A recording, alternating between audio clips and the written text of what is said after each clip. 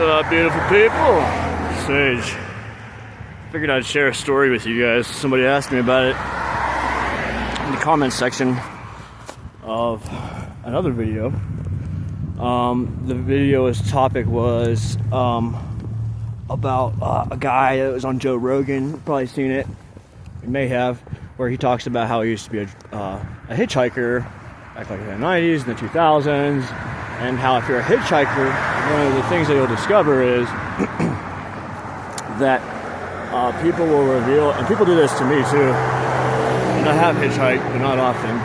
People will reveal their deepest, darkest secrets to you. Okay? And my comment was that I could confirm that, and I don't really like to talk about it very much, because some of that shit is scary.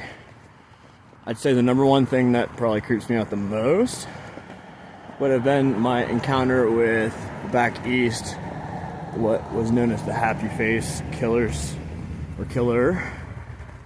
They were still calling him Killer at the time. Now it's pretty well known that it was more than one person. An occult, ritual type of group. Trying to cross the street here without getting mowed down. The conditions out here are horrible. I'm still waiting to leave Colorado Springs. I hate people that don't use their signals. Okay. I don't hate them, I just wish they would use their signals. I'm trying to get used to this filming in landscape. It's awkward because I was doing this for TikTok. But anyway, okay, I'm blabbing. So, I meet this guy at a homeless encampment, okay? And I had an encounter with somebody approaching my tent, and I had to draw my gun on them. And whenever the morning came, I saw that there was boot prints, like a group of boot prints surrounding my tent, like in a circle, and somebody had drawn the smiley face symbol there. So I think that if I hadn't had my pistol on me, that I probably would have gotten. I was in a horrible spot. I did not know what I was doing at the time. I was fresh on the street.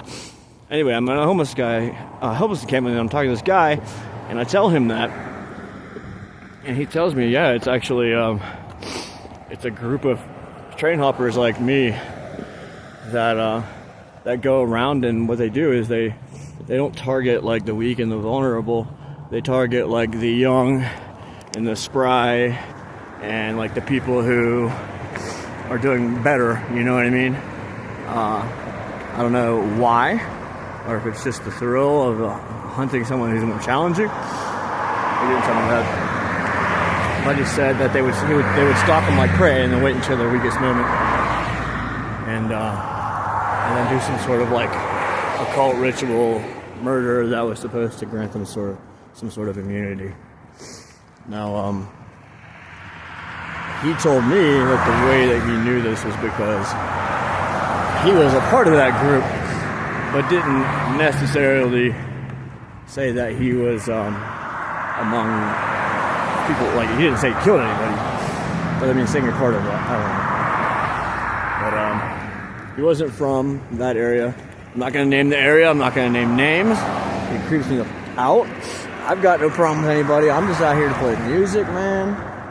But since that time, I have always slept with multiple weapons, backups on backups, and I'm not gonna get into all like my layers of security because I'm not gonna leave myself vulnerable to that.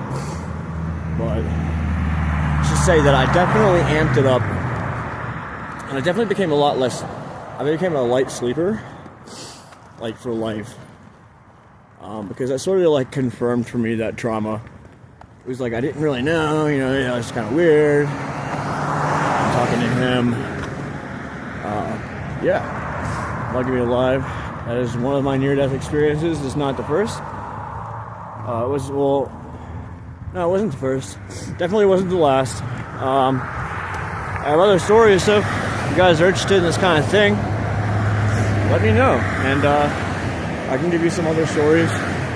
But yeah, they were definitely real. I don't know. I haven't been on the East Coast for some time, but like if they're transient, it doesn't really matter, I guess, where you're at.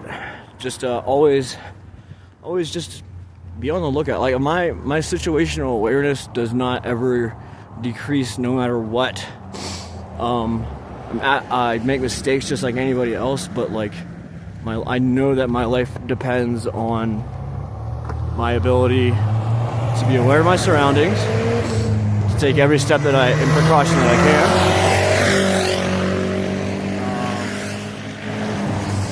can. You know, now like I've just learned a lot. Now those are also the things that I'm willing to share.